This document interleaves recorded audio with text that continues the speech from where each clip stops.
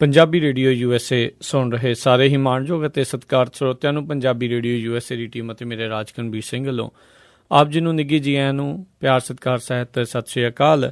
ਅੱਜ ਦੀ ਇੱਕ ਖਾਸ ਮੁਲਾਕਾਤ ਅਸੀਂ ਜਿਹੜੀ ਤੁਹਾਡੀ ਕਰਵਾਉਣ ਜਾ ਰਹੇ ਹਾਂ ਆਮ ਆਦਮੀ ਪਾਰਟੀ ਦੇ ਜਿਹੜੇ ਤਲਵੰਡੀ ਸਾਬੋ ਹਲਕੇ ਤੋਂ ਜਿਹੜੇ ਉਮੀਦਵਾਰ ਆ ਜਿਹੜੇ ਐਲਾਨੇ ਗਏ ਨੇ ਬਲਜਿੰਦਰ ਕੌਰ ਜੀ, ਉਹਨਾਂ ਦੇ ਨਾਲ ਸਭ ਤੋਂ ਪਹਿਲਾਂ ਬਲਜਿੰਦਰ ਕੌਰ ਜੀ ਤੁਹਾਨੂੰ ਨਿੱਘੀ ਜੀ ਆਇਆਂ ਨੂੰ ਸਤਿ ਸ਼੍ਰੀ ਅਕਾਲ ਹੈ ਜੀ। ਜੀ thank you sir, thank you ਜੀ, ਸਤਿ ਸ਼੍ਰੀ ਅਕਾਲ ਜੀ। ਅਤੇ ਬਲਜਿੰਦਰ ਕੌਰ ਜੀ, ਅਸੀਂ ਤੁਹਾਨੂੰ ਸਭ ਤੋਂ ਪਹਿਲਾਂ ਜਿਹੜਾ ਸਵਾਲ ਆ ਉਹ ਪੁੱਛਣਾ ਚਾਹੁੰਦੇ ਹਾਂ ਵੀ ਤੁਸੀਂ ਜ਼ਰੂਰ ਆਪਣੇ ਜਿਹੜੇ ਆ ਕੁਛ ਪਿਛੋਕੜ ਦੇ ਬਾਰੇ ਦੱਸੋ, ਕਿਹੜੀ ਜਗ੍ਹਾ ਤੋਂ ਕਿਹੜੀ ਤੁਸੀਂ ਐਜੂਕੇਸ਼ਨ ਜਿਹੜੀ ਉਹ ਕੀਤੀ ਹੋਈ ਆ, ਇਸ ਤੋਂ ਪਹਿਲਾਂ ਜਿਹੜੇ ਆ ਉਮੀਦਵਾਰੀ 'ਚ ਆਉਣ ਤੋਂ ਪਹਿਲਾਂ, ਪੋਲੀਟਿਕਸ 'ਚ ਆਉਣ ਤੋਂ ਪਹਿਲਾਂ ਕੀ ਕਰਦੇ ਰਹੇ? ਜੀ ਸਰ, ਇੱਦਾਂ ਆ, ਮੇਰਾ ਜਿਹੜਾ ਪਿੰਡ ਜਗ੍ਹਾ ਰਾਮ ਤੀਰਥ ਆ ਉਹ ਤਲਵੰਡੀ ਸਾਬੋ ਦੇ ਵਿੱਚ ਪੈ ਜਾਂਦਾ ਹੈ, ਡਿਸਟ੍ਰਿਕਟ ਬਠਿੰਡਾ, ਹਲਕਾ ਤਲਵੰਡੀ ਸਾਬੋ ਦੇ ਵਿੱਚ।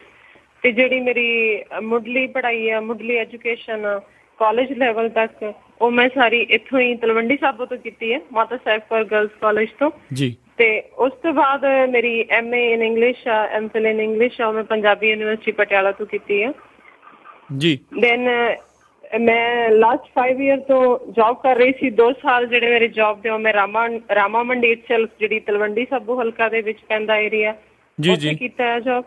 ਦੈਨ ਆਫਟਰ ਦੈਟ ਮੈਂ ਜਿਹੜਾ ਹੁਣ ਮੈਂ ਫਤਿਹਗੜ੍ਹ ਸਾਹਿਬ ਮੇਰੀ ਪੋਸਟਿੰਗ ਸੀਗੀ। ਜਿਵੇਂ ਮੈਨੂੰ ਇੱਧਰੋਂ ਟਿਕਟ ਦੇ ਲਈ ਅਨਾਊਂਸ ਹੋਇਆ ਤਾਂ ਮੈਂ ਉੱਥੋਂ ਰੈਜ਼ਿਗਨੇਸ਼ਨ ਦੇ ਦਿੱਤਾ। ਮਾਤਾ ਗੁਜਰੀ ਕਾਲਜ ਫਤਿਹਗੜ੍ਹ ਸਾਹਿਬ ਸੀ ਜੀ, ਉੱਥੇ ਜੋਬ ਕਰ ਰਹੀ ਸੀ as a professor in English ਜੀ। ਠੀਕ ਹੈ ਜੀ, ਚਲੋ ਜੀ, ਬਹੁਤ ਵਧੀਆ ਗੱਲ ਹੈ ਜੀ। ਤੁਸੀਂ ਜਿਹੜੇ ਨੌਜਵਾਨਾਂ ਨੂੰ ਇੱਕ ਪਾਸੇ ਇੱਕ ਵਧੀਆ ਤਰੀਕੇ ਦੇ ਨਾਲ ਪ੍ਰੇਰਿਤ ਕਰਨ ਦੀ ਜਿਹੜੀ ਕੋਸ਼ਿਸ਼ ਕਰ ਰਹੇ ਸੀ ਜਦ ਤੁਸੀਂ ਪ੍ਰੋਫੈਸਰ ਦੇ ਤੌਰ ਦੇ ਉੱਤੇ ਕੰਮ ਕਰ ਰਹੇ ਸੀ। ਅਤੇ ਮੈਂ ਹੁਣ ਤੁਹਾਨੂੰ ਇਹ ਪੁੱਛਣਾ ਚਾਹੁੰਦਾ ਵੀ ਤੁਸੀਂ ਆਮ ਆਦਮੀ ਪਾਰਟੀ ਇਹਨਾਂ ਦੇ ਨਾਲ ਕਦੋਂ ਤੋਂ ਜੁੜੇ ਹੋਏ ਹੋ? ਜੀ ਮੈਨੂੰ 1 ਸਾਲ ਪੂਰਨ ਤੌਰ ਤੇ ਹੋ ਚੁੱਕਿਆ ਇਹਨਾਂ ਦੇ ਨਾਲ ਮੈਨੂੰ ਜੁੜੇ ਹੋਏ। 1 ਸਾਲ ਤੋਂ ਮੈਂ ਲਗਾਤਾਰ ਇਹਨਾਂ ਪਾਰਟੀ ਦੇ ਨਾਲ ਜੁੜ ਕੇ ਪਾਰਟੀ ਦੀ ਸੋਚ ਤੇ, ਕੇਜਰੀਵਾਲ ਸਾਹਿਬ ਜੀ ਦੀ ਸੋਚ ਤੇ ਮੈਂ ਕੰਮ ਕਰ ਰਹੀ ਹਾਂ ਜੀ। ਤੇ ਤੁਹਾਨੂੰ ਕਿਉਂ ਜ਼ਰੂਰਤ ਇੱਦਾਂ ਦੀ ਮਹਿਸੂਸ ਹੋਈ ਵੀ ਤੁਸੀਂ ਇੱਕ ਪ੍ਰੋਫੈਸਰ ਵੀ ਹੋ, ਇੱਕ ਤੁਸੀਂ ਆਪਣੇ ਤੌਰ ਦੇ ਉੱਤੇ ਜਿਹੜੇ ਬੱਚਿਆਂ ਨੂੰ ਜਿਹੜੇ ਪੜ੍ਹਾਉਂਦੇ ਹੋ, ਨੌਜਵਾਨਾਂ ਨੂੰ ਤੁਸੀਂ ਪੜ੍ਹਾਉਂਦੇ ਹੋ, ਇੱਕ ਉਸ ਤਰੀਕੇ ਦੇ ਨਾਲ ਤੁਸੀਂ ਜਿਹੜੇ ਇੱਕ ਸਮਾਜ ਦੇ ਵਿੱਚ ਆਪਣਾ ਵਧੀਆ ਕੰਮ ਜਿਹੜਾ ਤੁਸੀਂ ਕਰ ਰਹੇ ਸੀਗੇ, ਤੇ ਤੁਹਾਨੂੰ ਕਿਉਂ ਜ਼ਰੂਰਤ ਮਹਿਸੂਸ ਹੋਈ ਵੀ ਤੁਸੀਂ ਰਾਜਨੀਤੀ ਦੇ ਵਿੱਚ, ਪੋਲੀਟਿਕਸ ਦੇ ਵਿੱਚ ਜਿਹੜਾ ਉਹ ਤੁਸੀਂ ਆਓ? ਜੀ ਸਰ, ਇੱਦਾਂ ਸੀਗਾ ਕਿ ਜਿਵੇਂ ਪਹਿਲਾਂ ਮੇਰੇ ਗ੍ਰੈਂਡ ਮਦਰ ਨੇ 2004 ਵਿੱਚ ਸ਼੍ਰੋਮਣੀ ਕਮੇਟੀ ਦੀ ਐਜ਼ ਇੰਡੀਪੈਂਡੈਂਟ ਕੈਂਡੀਡੇਟ ਇਲੈਕਸ਼ਨ ਲੜੀ ਸੀ ਜੀ, ਤਾਂ ਉਹਨਾਂ ਨੇ ਜਿਵੇਂ 25% ਵੋਟ ਹਾਸਲ ਕੀਤੀ ਸੀ ਜੀ। ਆਫਟਰ ਦੈਟ 2011 ਦੇ ਵਿੱਚ ਫਾਦਰ ਸਾਹਿਬ ਨੇ ਇਲੈਕਸ਼ਨ ਲੜੀ ਸ਼੍ਰੋਮਣੀ ਕਮੇਟੀ ਦੀ, ਤੇ ਉਸ ਤੋਂ ਬਾਅਦ ਕੀ ਸੀਗਾ ਕਿ ਜਿਵੇਂ ਉਹਨਾਂ ਦੋਨੋਂ ਇਲੈਕਸ਼ਨ ਦੇ ਦੌਰਾਨ ਮੈਂ ਉਹਨਾਂ ਦੇ ਨਾਲ ਹੁੰਦੀ ਸੀ, ਮੈਂ ਨਾਲ ਉਹਨਾਂ ਦੇ ਫੀਲਡ 'ਚ ਜਾ ਕੇ ਵਿਚਰਿਆ, ਲੋਕਾਂ ਦੇ ਵਿੱਚ ਲੋਕਾਂ ਦੀਆਂ ਸਮੱਸਿਆਵਾਂ ਜਿਹੜੀਆਂ ਸਾਹਮਣੇ ਆਈਆਂ, ਉਹ ਸਮੱਸਿਆਵਾਂ ਇੰਨੀਆਂ ਕੁ ਖਤਰਨਾਕ ਸੀਗੀਆਂ ਨਾ, ਜਿਹਨੇ ਮੈਨੂੰ ਪੂਰਨ ਤੌਰ ਤੇ ਮਤਲਬ ਐ ਝੰਜੋੜ ਕੇ ਰੱਖਿਆ ਹੋਇਆ ਸੀਗਾ। ਤਾਂ ਮੈਨੂੰ ਇਹ ਚੀਜ਼ ਮਤਲਬ ਮੇਰੇ ਅੰਦਰੋਂ ਇੱਕ ਪੁਸ਼ ਮਾਰਦੀ ਹੁੰਦੀ ਸੀਗੀ ਕਿ ਕਿਉਂ ਮਤਲਬ ਮੈਨੂੰ ਅੱਗੇ ਜਾਣਾ ਚਾਹੀਦਾ ਆ। ਸਾਡੇ ਰਾਜਨੀਤਿਕ ਖੇਤਰ ਦੇ ਵਿੱਚ ਸੱਚੀ ਸੁੱਚੀ ਜੇ ਅਗਰ ਪਾਰਟੀ ਐਸਟੈਬਲਿਸ਼ ਹੋਈ ਹੈ, ਡਿਵੈਲਪ ਹੋਈ ਆ, ਤਾਂ ਉਹ ਸਾਡੇ ਲਈ ਆ। ਸਾਨੂੰ ਉਹਦੇ ਨਾਲ ਜੁੜਨਾ ਚਾਹੀਦਾ, ਸਾਨੂੰ ਉਹਦੇ ਨਾਲ ਰਲ ਕੇ ਕੰਮ ਕਰਨਾ ਚਾਹੀਦਾ ਹੈ। ਤਾਂ ਹੀ ਅਸੀਂ ਪੰਜਾਬ ਅੱਜ 1 ਨੰਬਰ ਦਾ ਸੂਬਾ ਹੁੰਦਾ ਸੀ ਇੱਕ ਟਾਈਮ ਤੇ, ਅੱਜ 23ਵੇਂ ਨੰਬਰ ਦਾ ਬਣ ਗਿਆ ਆ। ਇੱਥੇ ਨਸ਼ਿਆਂ ਦੇ ਹੜ੍ਹ ਵਗ ਗਏ ਆ, ਇੱਥੇ ਜਿਹੜਾ ਯੂਥ ਆ ਉਹ ਸਾਰਾ ਖਤਮ ਹੋ ਗਿਆ, ਨਸ਼ਿਆਂ ਨੇ ਖਤਮ ਕਰ ਦਿੱਤਾ ਆ। ਇੱਥੇ ਰਿਸ਼ਵਤ ਆ ਹਰ ਜਗ੍ਹਾ ਤੇ, ਇੱਥੇ ਕਰਪਸ਼ਨ ਆ, ਅਨਇੰਪਲੋਇਮੈਂਟ ਆ ਜੀ। ਇਹ ਚੀਜ਼ਾਂ ਮੈਨੂੰ ਧੁਰੰਧਰ ਤੱਕ ਐਨ ਝੰਜੋੜ ਦਿੰਦੀਆਂ ਹੁੰਦੀਆਂ ਸੀਗੀਆਂ। ਮੈਨੂੰ ਸਿਰਫ ਇੱਕੋ ਰਸਤਾ ਲੱਗਦਾ ਹੁੰਦਾ ਸੀਗਾ ਕਿ ਅਗਰ ਮੈਂ ਉੱਠੂੰਗੀ, ਆਵਾਜ਼ ਉਠਾਊਂਗੀ ਆਮ ਆਦਮੀ ਪਾਰਟੀ ਦੇ ਨਾਲ, ਇਹਦੀ ਸੋਚ ਤੇ ਮੈਂ ਚੱਲੂੰਗੀ, ਮੈਂ ਤਾਂ ਹੀ ਮੈਂ ਕੁਛ ਕਰ ਸਕਦੀ ਹਾਂ ਜੀ। ਠੀਕ ਹੈ ਜੀ, ਬਿਲਕੁਲ ਜੀ। ਕਿਸੇ ਨਾ ਕਿਸੇ ਤਰੀਕੇ ਦੇ ਨਾਲ ਜਿਹੜਾ ਸਿਸਟਮ ਆ ਉਸ ਨੂੰ ਸਾਫ਼ ਕਰਨ ਦੇ ਲਈ, ਉਸ ਨੂੰ ਠੀਕ ਕਰਨ ਦੇ ਲਈ ਸਿਸਟਮ ਦੇ ਵਿੱਚ ਆਪ ਵੜ ਕੇ ਹੀ ਜਿਹੜਾ ਉਸ ਨੂੰ ਸਾਫ਼ ਜਿਹੜਾ ਜੀ ਕਰਨਾ ਪੈਂਦਾ। ਮੋਰਓਵਰ ਐਜ਼ ਅ ਫੀਮੇਲ ਮੈਨੂੰ ਲੱਗਦਾ ਹੁੰਦਾ ਸੀਗਾ ਕਿ ਇਹ ਮੇਰੇ ਲਈ ਬਹੁਤ ਜ਼ਰੂਰੀ ਆ ਜੀ। ਬਿਲਕੁਲ, ਤੁਸੀਂ ਜਿਹੜੀ ਇਹ ਗੱਲ ਕੀਤੀ ਆ ਵੀ ਜ਼ਿਆਦਾਤਰ ਆਪਾਂ ਇਹੀ ਦੇਖਦੇ ਹਾਂ ਵੀ ਪੋਲੀਟਿਕਸ, ਰਾਜਨੀਤਿਕ ਦੇ ਵਿੱਚ ਜਿਹੜੇ ਮਰਦ ਆ ਉਹ ਜਿਹੜੇ ਆ ਭਾਰੀ ਹਮੇਸ਼ਾ ਰਹਿੰਦੇ ਆ ਜੀ। ਤੇ ਤੁਸੀਂ ਇਸ ਨੂੰ ਕਿਸ ਤਰੀਕੇ ਦੇ ਨਾਲ ਦੇਖਦੇ ਹੋ ਵੀ ਜਿਹੜੀ ਆਮ ਆਦਮੀ ਪਾਰਟੀ ਆ, ਉਹਨਾਂ ਨੇ ਜਦ MP ਦੀਆਂ ਇਲੈਕਸ਼ਨਸ ਹੋਈਆਂ ਸੀ ਉਸ ਦੇ ਵਿੱਚ ਵੀ ਔਰਤਾਂ ਨੂੰ ਕਾਫੀ ਜਿਹੜਾ ਜੀ ਮੌਕਾ ਦਿੱਤਾ ਸੀ, ਅੱਡ ਜਗ੍ਹਾ ਤੋਂ ਉਮੀਦਵਾਰ ਜਿਹੜੇ ਉਹ ਐਲਾਨੇ ਗਏ ਸੀਗੇ, ਤੇ ਤੁਸੀਂ ਹੁਣ ਜਦ 2 ਸੀਟਾਂ ਆਈਆਂ ਆ ਤੇ ਇਸ ਦੇ ਵਿੱਚ ਇੱਕ ਜਿਹੜੀ ਸੀਟ ਆ ਤੁਹਾਨੂੰ ਮਿਲੀ ਆ, ਤੇ ਬਹੁਤ ਹੀ ਇੱਕ ਛੋਟੀ ਉਮਰ ਦੇ ਵਿੱਚ ਤੁਹਾਨੂੰ ਇਹ ਮੌਕਾ ਮਿਲ ਰਿਹਾ, ਤੇ ਤੁਸੀਂ ਇਸ ਨੂੰ ਕਿਸ ਤਰੀਕੇ ਦੇ ਨਾਲ ਦੇਖਦੇ ਹੋ?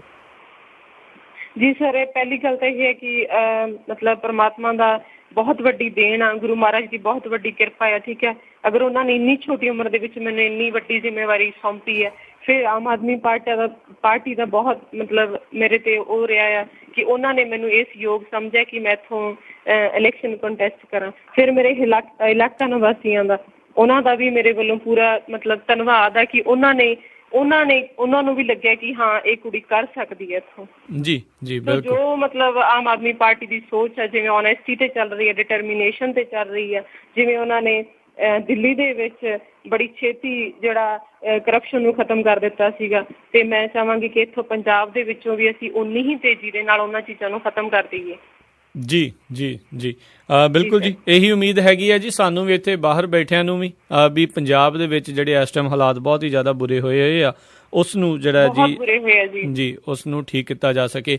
ਤੇ ਮੈਂ ਪੁੱਛਣਾ ਚਾਹੁੰਦਾ ਵੀ ਤਲਵੰਡੀ ਸਾਬੋ ਹਲਕੇ ਦੇ ਵਿੱਚ ਜਿਹੜੇ ਮੇਜਰ ਪਿੰਡ ਜਾਂ ਸ਼ਹਿਰ ਜਿਹੜੇ ਉਸ ਦੇ ਵਿੱਚ ਕਿਹੜੇ ਕਿਹੜੇ ਆਉਂਦੇ ਆ, ਤੇ ਉੱਥੇ ਦੀਆਂ ਜਿਹੜੀਆਂ ਮੇਨ ਸਮੱਸਿਆਵਾਂ, ਜਿਹੜੀਆਂ ਮੁੱਖ ਜਿਹੜੇ ਸਮੱਸਿਆਵਾਂ ਆ, ਉਹ ਕਿਹੜੀਆਂ ਕਿਹੜੀਆਂ ਨੇ? ਦੇਖੋ ਜੀ, ਇਹਦੇ ਆਪਣੀ ਜਿਹੜਾ ਕੌਂਸਟੀਟੂਐਂਸੀ ਪੈ ਜਾਂਦੀ ਹੈ, ਇਹਦੇ ਵਿੱਚ 59 ਪਿੰਡ ਪੈਂਦੇ ਆ। 59 ਪਿੰਡ ਦੇ ਵਿੱਚੋਂ ਜਿਵੇਂ ਅਕਾਲੀ ਦਲ ਸਰਕਾਰ ਦਾ ਕਹਿਣਾ ਸੀਗਾ ਕਿ ਅਸੀਂ ਇੱਥੇ ਰਿਫਾਈਨਰੀ ਲਾਈ ਹੈ ਜੀ, ਅਸੀਂ ਇੱਥੇ ਥਰਮਲ ਲਾਏ ਆ, ਕਿ ਅਸੀਂ ਲੋਕਾਂ ਦੇ ਵਿਕਾਸ ਦੀ, ਡਿਵੈਲਪਮੈਂਟ ਦੀ ਗੱਲ ਕਰ ਰਹੇ ਹਾਂ, ਰਾਈਟ। ਔਰ ਉਹਨਾਂ ਨੇ ਜਿਹੜੇ ਉਹਦੇ ਕੌਨਸੀਕੁਐਂਸਿਸ ਸੀ ਉਹਨਾਂ ਬਣੀ ਧਿਆਨ ਨਹੀਂ ਦਿੱਤਾ। 3 ਪਿੰਡ ਰਾਮਾ ਮੰਡੀ ਦੇ ਨੇੜੇ ਪੈਂਦੇ ਆ, ਮਲਕਾਣਾ, ਗਿਆਨਾ, ਜੱਜਲ, ਅਜਿਹੇ ਪਿੰਡ ਆ ਜਿਨ੍ਹਾਂ ਨੂੰ ਮਤਲਬ ਕੈਂਸਰ ਦੀ ਬਿਮਾਰੀ ਨੇ ਪੂਰਨ ਤੌਰ ਤੇ ਜਿਹੜਾ ਪੂਰੇ ਪਿੰਡ ਨੂੰ ਘੇਰ ਲਿਆ ਆ। ਔਰ ਉਹਨਾਂ ਦੇ ਵਿੱਚੋਂ 2 ਪਿੰਡ ਅਜਿਹੇ ਆ, ਜੇ ਅਸੀਂ ਗੱਲ ਕਰੀਏ ਫੁੱਲੋ ਖਾਰੀ ਤੇ ਸੈਕਿੰਡ ਵਨ ਇਜ਼ ਉਹ ਏਦਾਂ ਦੇ ਪਿੰਡ ਆ ਜਿਨ੍ਹਾਂ ਨੂੰ ਮਤਲਬ ਐਨਵਾਇਰਮੈਂਟਲ ਪੋਲਿਊਸ਼ਨ ਨੇ ਖਤਮ ਕਰ ਦਿੱਤਾ ਹੈ। ਜੀ ਸੋ ਗਵਰਨਮੈਂਟ ਨੂੰ ਇਹ ਵੀ ਤਾਂ ਚਾਹੀਦਾ ਸੀਗਾ ਕਿ ਜੇ ਉਹਦੇ ਰਿਜ਼ਲਟ ਇੰਨੇ ਮਾੜੇ ਨਿਕਲਣਗੇ ਅਸੀਂ ਉਹਨਾਂ ਵੱਲ ਧਿਆਨ ਦੇਈਏ।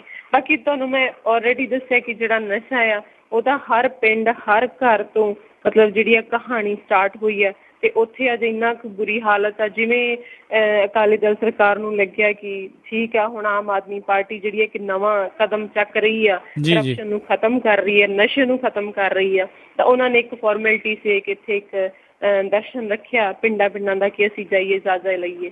ਪਰ ਇਹ ਤਾਂ ਨਹੀਂ ਹੈ ਨਾ ਕਿ ਪਿਛਲੇ ਕਿੰਨੇ ਸਾਲਾਂ ਤੋਂ ਉਹ ਚਾਹੁੰਦੇ ਤਾਂ ਨਸ਼ੇ ਨੂੰ ਖਤਮ ਕਰ ਸਕਦੇ ਸੀ, ਉਹਨਾਂ ਨੇ ਐਸਾ ਕੋਈ ਕਦਮ ਨਹੀਂ ਚੁੱਕਿਆ, ਉਲਟਾ ਯੂਥ ਨੂੰ ਖਤਮ ਕਰ ਦਿੱਤਾ। ਔਰ ਅੱਜ ਜਦੋਂ ਪੂਰੀ ਤਰ੍ਹਾਂ ਐਡਿਕਟਡ ਹੋ ਗਿਆ, ਉਹਨਾਂ ਦਾ ਕੋਈ ਵੇ ਆਊਟ ਨਹੀਂ ਹੈ, ਤਾਂ ਅੱਜ ਉਹ ਉੱਥੇ ਮਤਲਬ ਜਸਟ ਫਾਰਮੈਲਿਟੀ ਸੇ ਇੱਕ ਜਾਇਜ਼ਾ ਲੈਣ ਆ ਰਹੇ ਆ।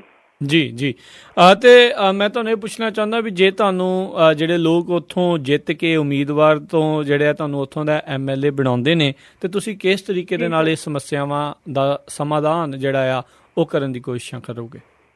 ਜੀ ਸਰ, ਮੈਂ ਪਹਿਲਾਂ ਤਾਂ ਇਹੀ ਕਿ ਜੋ ਆਪਣੀ ਪਾਰਟੀ ਦੀ ਸੋਚ, ਆਮ ਆਦਮੀ ਪਾਰਟੀ ਦੀ, ਠੀਕ ਹੈ ਜੀ, ਮੈਂ ਉਸੇ ਸੋਚ ਦੇ ਆਧਾਰ ਤੇ ਲੋਕਾਂ ਦੇ ਵਿੱਚ ਵਿਚਰ ਕੇ ਲੋਕਾਂ ਦੀਆਂ ਸਮੱਸਿਆਵਾਂ ਨੂੰ ਸੁਣਦੇ ਹੋਏ ਉਹਨਾਂ ਨੂੰ ਮੈਂ ਪੁੱਟ ਅਪ ਕਰੂੰਗੀ। ਔਰ ਜਿੰਨਾ ਮੇਰੇ ਕੋਲ ਕ੍ਰੈਡੈਂਸ਼ੀਅਲ ਹੋਏਗਾ, ਜਿੰਨੀ ਮੇਰੇ ਤੋਂ ਹੋਊਗਾ, ਮੈਂ ਉਹਨਾਂ ਦੇ ਲਈ ਹਰ ਸਹਿਯੋਗ ਦੇਵਾਂਗੀ। ਜੀ ਤੇ ਬਿਲਕੁਲ। ਤੇ ਮੈਂ ਤੁਹਾਨੂੰ ਇਹ ਵੀ ਜਿਹੜਾ ਜੀ ਹੁਣ ਪੁੱਛਣਾ ਚਾਹੁੰਦਾ ਵੀ ਜਿੱਦਾਂ ਆਪਾਂ ਦੇਖ ਰਹੇ ਹਾਂ ਵੀ ਦੂਜੇ ਪਾਸੇ ਸ਼੍ਰੋਮਣੀ ਅਕਾਲੀ ਦਲ ਦੇ ਵਿੱਚ ਜੀਤ ਮਹਿੰਦਰ ਸਿੰਘ, ਜੋ ਕਿ ਪਿਛਲੇ 3 ਵਾਰ ਉੱਥੋਂ ਜਿੱਤ ਵੀ ਚੁੱਕੇ ਆ, ਪਰ ਉਹ ਕਾਂਗਰਸ ਦੀ ਟਿਕਟ ਤੋਂ ਜਿੱਤੇ ਸੀ, ਹੁਣ ਰਿਜ਼ਾਈਨ ਕਰਕੇ ਸ਼੍ਰੋਮਣੀ ਅਕਾਲੀ ਦਲ 'ਚ ਪਹੁੰਚ ਗਏ ਆ। ਦੂਜੇ ਪਾਸੇ ਜਿਹੜਾ ਜੀ ਸਿਰਸੇ ਵਾਲਾ ਜਿਹੜਾ ਸਾਧ ਆ, ਉਸ ਦਾ ਰਿਸ਼ਤੇਦਾਰ ਹਰਮਿੰਦਰ ਜੱਸੀ ਕਾਂਗਰਸ ਦੀ ਟਿਕਟ ਤੋਂ ਉੱਥੋਂ ਲੜ ਰਿਹਾ ਆ। ਇਹ ਦੋਨੋਂ ਹੀ ਜਿਹੜੀਆਂ ਪਾਰਟੀਆਂ ਆ ਬਹੁਤ ਫਾਈਨੈਂਸ਼ੀਅਲੀ ਬੈਕਡ ਆ, ਇਹਨਾਂ ਦੇ ਕੋਲ ਪੈਸੇ ਦੀ ਕਿਸੇ ਵੀ ਤਰੀਕੇ ਦਾ ਜਿਹੜਾ ਆ ਉਹ ਘਾਟ ਨਹੀਂ ਹੁੰਦੀ। ਤੇ ਇੱਕ ਆਮ ਆਦਮੀ ਪਾਰਟੀ ਦੀ ਉਮੀਦਵਾਰ ਦੇ ਤੌਰ ਦੇ ਉੱਤੋਂ ਇੱਕ ਬਲਜਿੰਦਰ ਕੌਰ, ਜਿਨ੍ਹਾਂ ਦਾ ਅਸੀਂ ਦੇਖਿਆ ਆ ਵੀ ਗੁਜ਼ਾਰਾ ਹੀ ਜਿਹੜਾ ਆ ਇਸ ਜੌਬ ਦੇ ਸਹਾਰੇ ਜਿਹੜਾ ਆ ਚੱਲਦਾ ਸੀਗਾ। ਤੁਹਾਡੇ ਅਸੀਂ ਘਰਾਂ ਦੀਆਂ ਤਸਵੀਰਾਂ ਆ ਉਹ ਅਸੀਂ ਦੇਖੀਆਂ, ਸਰੋਤਿਆਂ ਨੇ ਵੀ ਜਿਹੜੇ ਕਈਆਂ ਨੇ ਦੇਖੀਆਂ ਆ। ਤੇ ਤੁਸੀਂ ਇਹਨਾਂ ਦਾ ਜਿਹੜਾ ਟੱਕਰਾ ਆ, ਇਹਨਾਂ ਦਾ ਜਿਹੜਾ ਮੁਕਾਬਲਾ ਹੈ ਇਲੈਕਸ਼ਨ ਦੇ ਵਿੱਚ, ਕਿਸ ਤਰੀਕੇ ਦੇ ਨਾਲ ਸੋਚ ਰਹੇ ਹੋ ਵੀ ਕਿਸ ਤਰੀਕੇ ਨਾਲ ਕਰੋਗੇ? ਦੇਖੋ ਸਰ, ਗੱਲ ਏਦਾਂ ਹੈ ਕਿ ਦੋਨੋਂ ਪਾਰਟੀਆਂ ਆ ਸਰਮਾਏਦਾਰ ਪਾਰਟੀਆਂ, ਲਗਾਤਾਰ ਇੱਥੇ ਰਾਜ ਕਰਦੀਆਂ ਆ ਰਹੀਆਂ ਪਿਛਲੇ 60 ਸਾਲਾਂ ਤੋਂ ਪੰਜਾਬ ਦੇ ਉੱਪਰ। ਪਰ ਦੋਨਾਂ ਪਾਰਟੀਆਂ ਦਾ ਨੋ ਡਾਊਟ ਇਹ ਗੱਲ ਬਿਲਕੁਲ ਸੱਚ ਹੈ ਕਿ ਲੋਕਾਂ ਦੇ ਉੱਪਰ ਇੱਕ ਟੈਰਰ ਬਣਿਆ ਹੋਇਆ ਆ। ਬਟ ਉਹਦੇ ਵਿਚਲੀ ਸੱਚਾਈ ਇਹ ਆ ਕਿ ਜਿਹੜੇ ਹੁਣ ਪੰਜਾਬ ਦੀ ਜਿਹੜੀ ਪੀੜ੍ਹੀ ਆ ਪੂਰੀ ਤਰ੍ਹਾਂ ਜਾਗਰੂਕ ਹੋ ਚੁੱਕੀ ਹੈ, ਉਹਨਾਂ ਨੂੰ ਪਤਾ ਲੱਗ ਗਿਆ ਆ ਕਿ ਇਹਨਾਂ ਪਾਰਟੀਆਂ ਨੇ ਸਾਡੇ ਤੇ ਇੱਕ ਟੈਰਰ ਰੱਖਿਆ ਹੋਇਆ, ਇਹਨਾਂ ਤੋਂ ਫੈਡ ਅਪ ਹੋ ਚੁੱਕੀਆਂ ਨੇ। ਔਰ ਉਹ ਵੀ ਕਿਤੇ ਨਾ ਕਿਤੇ ਇਹਨਾਂ ਤੋਂ ਆਜ਼ਾਦ ਹੋਣਾ ਚਾਹੁੰਦੇ ਆ, ਜਿਹੜੇ ਸਾਡੇ ਆਮ ਲੋਕੀ ਆ, ਜਿਹੜੀ ਸਾਡੀ ਘਰੇਲੂ ਜਿਹੜੇ ਪੀਪਲ ਹੈਗੇ ਆ। ਸੋ ਇਹੀ ਹੈ ਕਿ ਅਸੀਂ ਜਿਵੇਂ ਪਿੰਡ ਜਾ ਰਹੇ ਹਾਂ, ਡੋਰ ਟੂ ਡੋਰ ਲਾ ਰਹੇ ਹਾਂ, ਡਿਟਰਮੀਨੇਸ਼ਨ ਦੇ ਨਾਲ ਔਰ ਸਾਨੂੰ ਬਹੁਤ ਚੰਗਾ ਜਿਹੜਾ ਹੁੰਗਾਰਾ ਮਿਲ ਰਿਹਾ ਹੈ। ਤੇ ਸੋ ਡੈਫੀਨੇਟਲੀ ਮਤਲਬ ਜੋ ਸਾਡੀ ਮਿਹਨਤ ਆ ਉਹ ਜ਼ਰੂਰ ਰੰਗ ਲੈ ਕੇ ਆਊਗੀ ਜੀ। ਤੇ ਬਿਲਕੁਲ ਮੇਰਾ ਜਿਹੜਾ ਅਗਲਾ ਜਿਹੜਾ ਸਵਾਲ ਵੀ ਇਹੀ ਸੀਗਾ ਵੀ ਜਿਹੜਾ ਕੈਂਪੇਨ ਇਸ ਟਾਈਮ ਚੱਲ ਰਿਹਾ ਆ, ਤੁਸੀਂ ਕਿੰਨੇ ਕੁ ਪਿੰਡ ਜਿਹੜੇ ਆ ਉਹਨਾਂ ਦੇ ਵਿੱਚ ਜਾ ਕੇ ਆ ਚੁੱਕੇ ਹੋ ਤੇ ਕਿੰਨੇ ਕੁ ਪਿੰਡ ਅਜੇ ਰਹਿ ਗਏ ਨੇ, ਤੇ ਕਿਹੜਾ ਤਰੀਕਾ ਤੁਸੀਂ ਜਿਹੜਾ ਜੀ ਸੋਚ ਰਹੇ ਹੋ ਵੀ ਲੋਕਾਂ ਤੱਕ ਤੁਸੀਂ ਆਪਣੀ ਗੱਲ ਪਹੁੰਚਾਉਣ ਦਾ?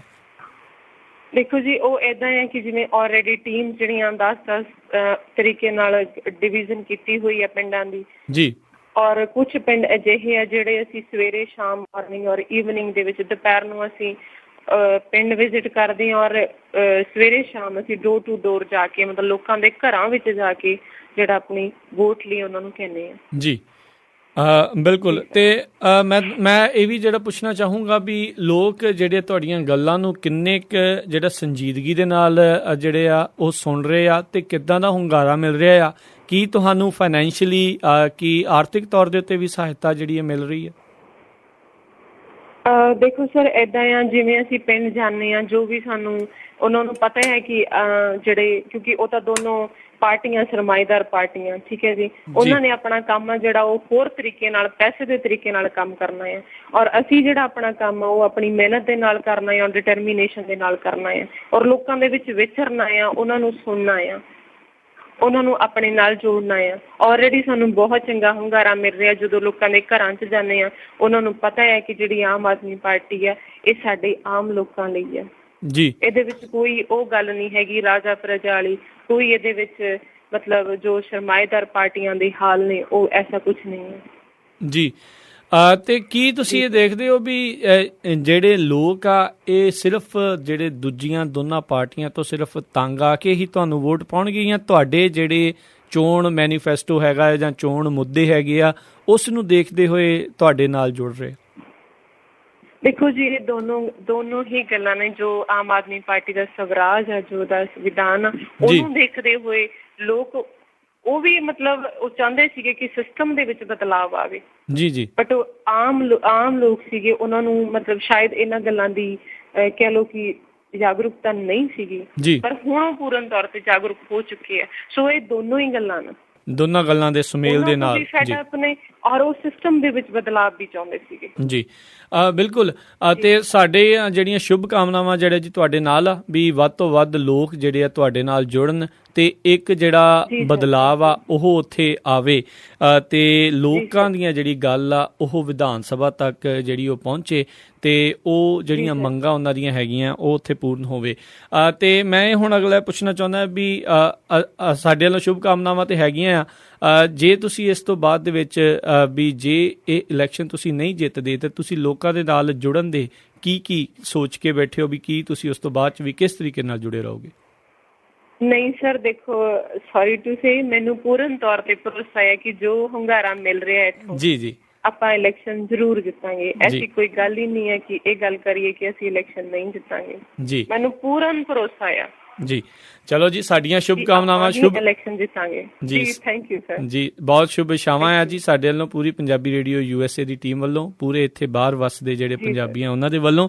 ਤੇ ਜਾਣ ਤੋਂ ਪਹਿਲਾਂ ਕੀ ਤੁਸੀਂ ਸੰਦੇਸ਼? ਮੈਂ ਕਹਿਣਾ ਚਾਹਾਂਗੀ ਕਿਉਂਕਿ ਜਦੋਂ ਅਸੀਂ ਇੰਨੀ ਮਿਹਨਤ ਦੇ ਨਾਲ ਇੰਨੀ ਸ਼ਿੱਦਤ ਦੇ ਨਾਲ ਕੰਮ ਕਰਦੇ ਹਾਂ ਤਾਂ ਉਹ ਮਿਹਨਤ ਜਿਹੜੀ ਹੈ ਜ਼ਰੂਰ ਰੰਗ ਲੈ ਕੇ ਆਉਂਦੀ ਹੈ। ਸੋ ਮੈਨੂੰ ਪੂਰਨ ਭਰੋਸਾ ਹੈ ਕਿ definitely we will win this election ਜੀ।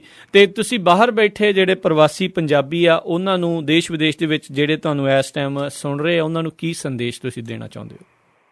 ਜੀ ਮੈਂ ਉਹਨਾਂ ਨੂੰ ਬਸ ਮੈਂ ਕਹੂੰਗੀ ਕਿ ਪਹਿਲਾਂ ਤਾਂ ਇਹੀ ਹੈ ਕਿ ਉਹ ਅਰਦਾਸ ਕਰਨ ਕਿ ਆਪਾਂ ਇਸ ਇਲੈਕਸ਼ਨ ਨੂੰ ਜਿੱਤ ਸਕੀਏ, ਆਪਾਂ ਲੋਕਾਂ ਲਈ ਕੰਮ ਕਰਨ ਦਾ ਆਪਾਂ ਨੂੰ ਮੌਕਾ ਮਿਲੇ, ਆਪਾਂ ਅੱਗੇ ਆ ਸਕੀਏ।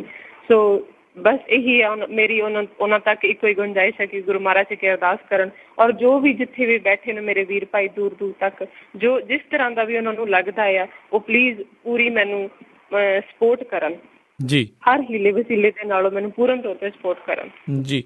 ਬਿਲਕੁਲ ਜੀ। ਤੇ ਬਲਜਿੰਦਰ ਕੌਰ ਜੀ, ਬਹੁਤ ਬਹੁਤ ਜਿਹੜਾ ਜੀ ਅਸੀਂ ਤੁਹਾਡਾ ਧੰਨਵਾਦ ਕਰਦੇ ਹਾਂ। ਤੁਸੀਂ ਪੰਜਾਬੀ ਰੇਡੀਓ USA ਦੇ ਸਰੋਤਿਆਂ ਦੇ ਨਾਲ ਜਿਹੜੀ ਹੈ ਗੱਲਬਾਤ ਕੀਤੀ, ਆਪਣੀ ਜਿਹੜੀ ਗੱਲ ਆ ਸਰੋਤਿਆਂ ਤੱਕ ਪਹੁੰਚਾਈ। ਉਮੀਦ ਕਰਦੇ ਹਾਂ ਉਹਨਾਂ ਨੂੰ ਇਹ ਗੱਲਬਾਤ ਪਸੰਦ ਆਈ ਹੋਵੇਗੀ ਤੇ ਜਿਸ ਵੀ ਤਰੀਕੇ ਦੇ ਨਾਲ ਉਹ ਤੁਹਾਡਾ ਸਹਿਯੋਗ ਕਰਨਾ ਚਾਹਣਗੇ, ਕੋਈ ਸਵਾਲ ਹੋਣਗੇ ਉਹ ਤੁਹਾਡੇ ਤੱਕ ਜ਼ਰੂਰ ਅਸੀਂ ਉਹ ਤੁਹਾਡੇ ਤੱਕ ਪਹੁੰਚਾਵਾਂਗੇ। ਬਹੁਤ ਬਹੁਤ ਸ਼ੁਕਰੀਆ ਤੇ ਧੰਨਵਾਦ। ਸਤਿ ਸ਼੍ਰੀ ਅਕਾਲ।